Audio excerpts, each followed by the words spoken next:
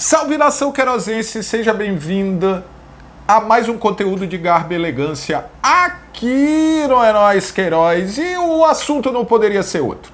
Repá, ainda, depois das lives, pré e pós-jogo, já agradeço, foi de garbo e elegância. Precisamos falar ainda de repá, do jogo que aconteceu, o 3-0 pro Remo, as consequências e sobre o jogo de quarta-feira. Porque sim, ainda há o jogo final, o clássico final, o repá final. Queres saber? Ficaste curioso, papi? Vem com nós! Nação querosense, mais um vídeo sobre repá. Mas quero lembrar antes de começar esse vídeo que esse e todos os conteúdos do É Nóis são patrocinados pela Bet Nacional, o link tá aqui na descrição, as melhores cotações do mercado, streaming agora, então tu podes apostar no repá, no início da C, no basquete, no beisebol, em tudo que tu quiseres, ganhar uma grana e dar moral pro canal para mostrar que a nossa nação é. Beleza? Vamos falar um pouco do jogo, já falamos muito nas lives, mas lá a gente sempre é levado pela emoção de quem participa, já falei, a live é feita pra e por vocês. Hoje eu queria falar algumas coisinhas, falar um pouco do jogo, das consequências para os dois desse jogo, desse resultado do 3-0 e sobre o jogo de quarta-feira, como disse na introdução. Vamos lá. É muito difícil você falar num 3-0 que o time que perdeu não jogou tão mal e o time que ganhou não jogou tão bem. E sim, o Remo jogou bem. E não, o Paysandu não jogou absurdamente mal. Vou tentar falar muito rapidamente para não ser chato. O Remo teve o gosto contrário mais ou menos do que aconteceu contra a Tuna, né? O Remo lá massacrando, não que o Paysandu tenha feito isso, longe disso, entendam. Vamos lá, papá, a Tuna vai lá e cléu, gol. E no jogo de ontem, houve, durante um bom tempo, o Paysandu lá, brincando com a bola, tentando, e o Remo, nas oportunidades que teve, que criou, aproveitou, sendo uma delas um escanteio. Então, isso é muito bom ter acontecido logo depois do jogo contra a Tuna, porque mostra que o futebol é isso, senhoras e senhores. O Remo teve, nitidamente, uma proposta de jogo. Ao sair o seu primeiro gol do Brenner, o Remo se postou um pouco mais atrás e aí tiveram algumas situações que eu queria falar. O torcedor do Paysandu deve estar preocupado pelo seguinte: não houve um ferrolho absurdo, uma retranca que não conseguia transpor do clube do Remo. O Paysandu trabalhava a bola ali, principalmente no segundo tempo, naquela área central. Havia momentos em que o Paysandu tinha jogadores livres para conseguir, não teve competência para chegar e fazer qualquer coisa o gol. O Remo, lembremos, estava sem jogadores de criatividade. O Flores não, o G2 não, então o Remo se virou com o que teve, se virou muito bem. E aí, o Paysandu, para mim, o Márcio fez uma coisa que o Remo nem aproveitou tanto. O Remo ganhou o jogo por outros meios e isso acontece. O que interessa é o 3-0 lá, o título muito próximo. O Márcio, quando o Ricardinho, que vai estar na pauta das consequências também, quando o Ricardo se machuca ou sente e sai, ele repete uma situação, na minha opinião, muito parecida com o que ele fez no 2-1 contra o CSA. Ele não despiroca. Não, o Paysandu não despirocou com o gol do Remo, como eu brinco. O Paysandu jogou o jogo.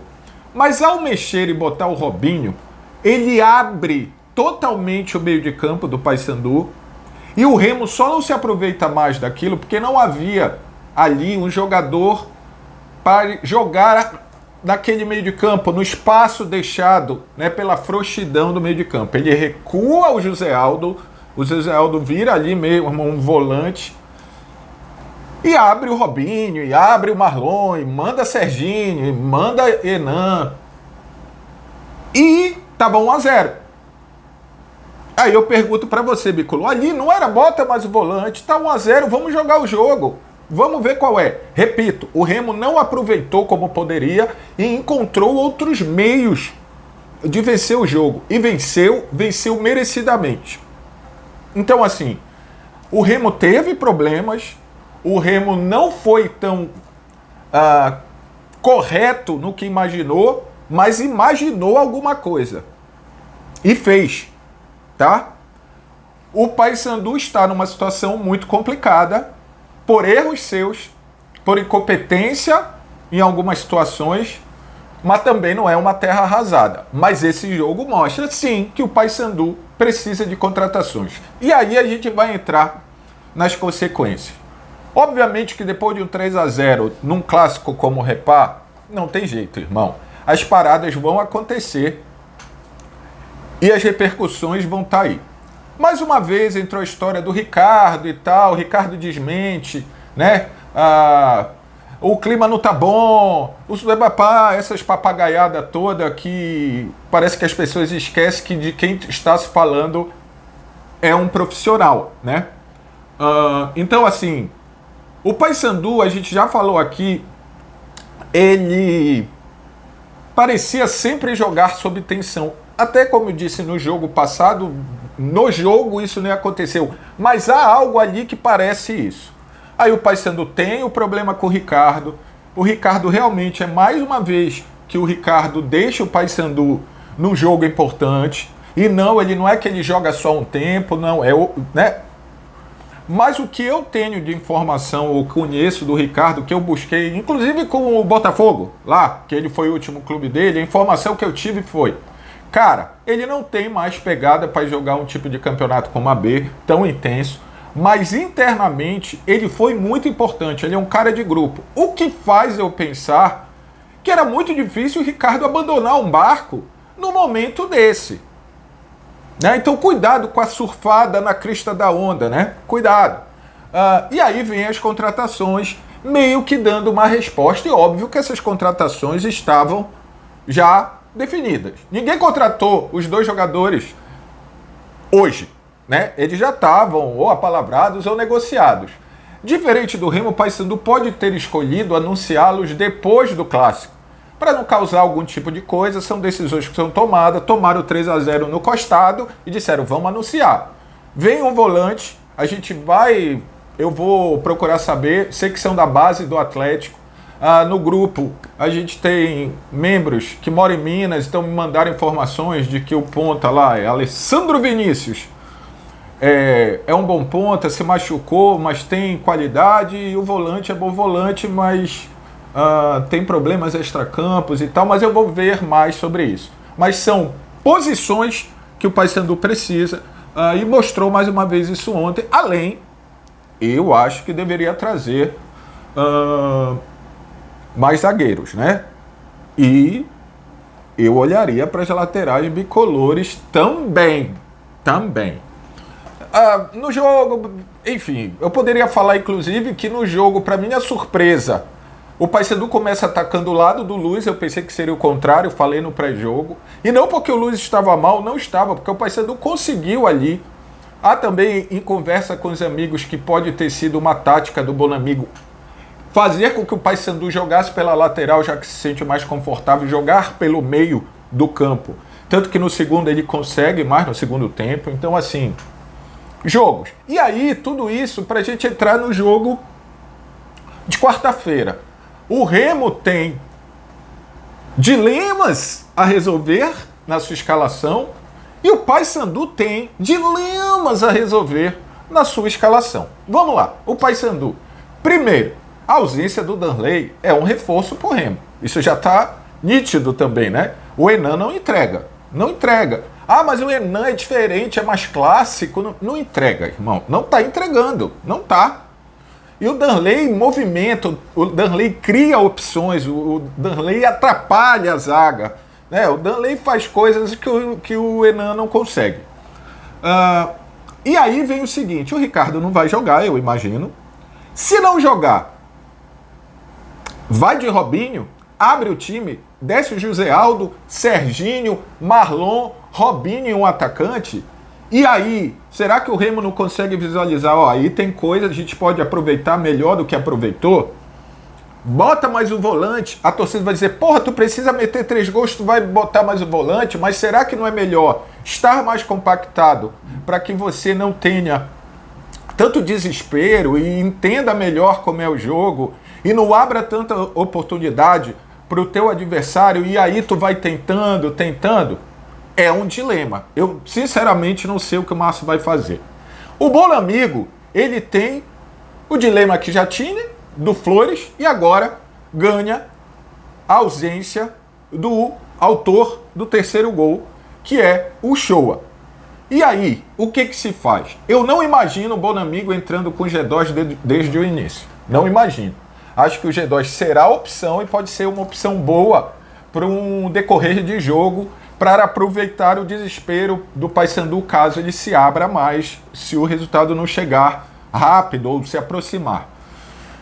E na minha cabeça não tem outra solução, para desespero de muitos remistas, que a entrada seja do Pingo, o Curuá jogue de primeiro volante, ou eles revezem, porque até o Pingo já falou que na base ele jogava de primeiro volante, enfim. E ali mantém o Ronald, ou 3-0, não preciso, ele tire o Ronald e bote o Lail Show. E aí, seus hereges azulinos, o Remo pode ser campeão com meio de campo com Pingo e Lailson. Que tal, senhoras e senhores? Então há coisas interessantíssimas de escalação, de postura de jogo, de escolhas para serem feitas pelos treinadores Márcio Fernandes e Paulo Bonamigo para quarta-feira. Está resolvido. O remista dizer o título é nosso, estar feliz com o seu 3-0 é soberba? O bicolor hoje dizer eu acredito, tá difícil, mas vamos virar, é se achar muito? Tá tudo dentro do normal. O fora disso que é estranho. Então, assim, o Repá teve um resultado muito favorável ao Clube do Remo. Eu já disse que eu acho que de 70% a 80% o título é do Remo, mas esses 20% a 30% pode se transformar numa virada histórica. Acho difícil, pelo histórico, não lembro, alguém falou em 50 anos, de um time ter virado em cima do rival assim. E há uma outra situação que a torcida bicolor falou muito. Eu até acredito que o Paysandu faça os 3 gols, mas eu duvido esse time não tomar gol. E isso é uma verdade. Então, assim, só para resumir aqui no final do vídeo. O jogo passado teve o caminho da vitória, diferente às vezes até do que o campo oferecia para o Clube do Remo. O Clube do Remo foi lá, encontrou os caminhos, se aproveitou e meteu 3-0. Não é qualquer placar numa final, não é qualquer placar contra o teu maior rival. Não é. Aproveita, Azulino. Curte a tua vitória. O Paysandu tem que pegar esse jogo e dizer aonde foi que eu errei, o que eu fiz de bom e não consegui aproveitar. Porque teve situações ali que, se melhor aproveitadas, poderia mudar o ritmo do jogo. E o placar. As consequências de bastidores têm que ser muito bem administradas e eu não sei como estão os bastidores bicolor, porque nos últimos anos isso foi um calcanhar de Aquiles do Paysandu por vários e diferentes motivos e formas. E quarta-feira, quem usou o termo jogo de xadrez para domingo, para quarta, o xadrez tem que estar afiado, senhoras e senhores. Quero a tua opinião, o que tu achas? Quero dizer que tem um vídeo com o homem do primeiro jogo, que é o Brenner, com um papo que eu fiz, inclusive logo depois daquele primeiro repá, que ele também faz gol. Ah, e eu queria falar uma coisa para terminar. Lembra quando eu disse na live, cuidado para quem vocês direcionam o hater de vocês, o hate de vocês? Pois é, esse cara era o Brenner. Tá bom? Então, deixa teu comentário, deixa teu like, te inscreve no canal, te torna membro e dá tua opinião aqui embaixo que eu vou ficar muito feliz e vou te responder. Beijo, é nóis, tchau!